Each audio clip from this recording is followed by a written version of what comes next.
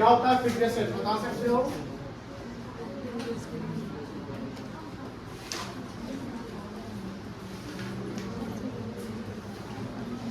Fixed assets में दो प्रकार का एसेट जनरली आता है, टेंजिबल फिक्स्ड एसेट्स और इनटेंजिबल फिक्स्ड एसेट्स। क्या क्या आता है बेटा? टेंजिबल फिक्स्ड एसेट्स और इनटेंजिबल फिक्स्ड एसेट्स। अब फिक्स्ड एसेट का मतलब क्या होता है? तो fixed asset means the asset which are used by the business for long term purpose. The assets which are held for use, the assets which are held for use by the businessman is called fixed assets. कोई दिक्कत नहीं है। The capital assets also called the fixed assets. Fixed assets are of two types: the tangible fixed assets and intangible fixed assets. Tangible fixed assets means what? Tangible fixed assets means the assets which are physical in nature, which are physically touched, which can be seen. It's called tangible fixed assets. And intangible fixed asset means what?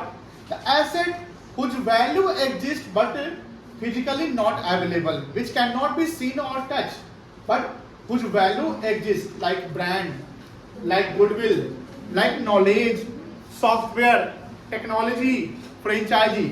ये physically available नहीं होता है but इसकी value होती है, तो उसको बोलते हैं इनटेंजिबल फिक्स्ड एसेट। तो टेंजिबल आपका हो गया जिसको हम फिजिकली टच कर सकते हैं, जो मूवेबल होता है या इमूवेबल होता है, और इनटेंजिबल क्या हो गया आपका? जो अदृश्य होता है। क्या होता है बेटा? अदृश्य। अगर टेंजिबल की बात करें तो वो विजिबल नेचर का होता है, लेकिन इनविजिबल क्या होता है आपका? इनटेंजिबल। बट दोनों एसेट्स होते हैं, कोई दिक्कत नहीं। तो हमारा फिक्स्ड एसेट से क्या है बेटा? बोलो।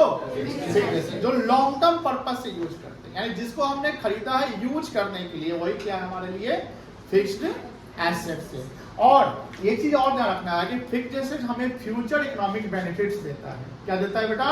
फ्यूचर इकोनॉमिक बेनिफिट्स देता है, बिकॉज उसको जब हम यूज करते हैं तो यूज करने का पर्पस बिजनेस में यूज करना है, जिसको हम यूज करके हम पैसा कमाएंगे, तो वो हमें फ्यूचर इकोनॉमिक बेनिफिट्स का मॉनेटरी बेनिफिट्स होते हैं। क्या होता है बेटा?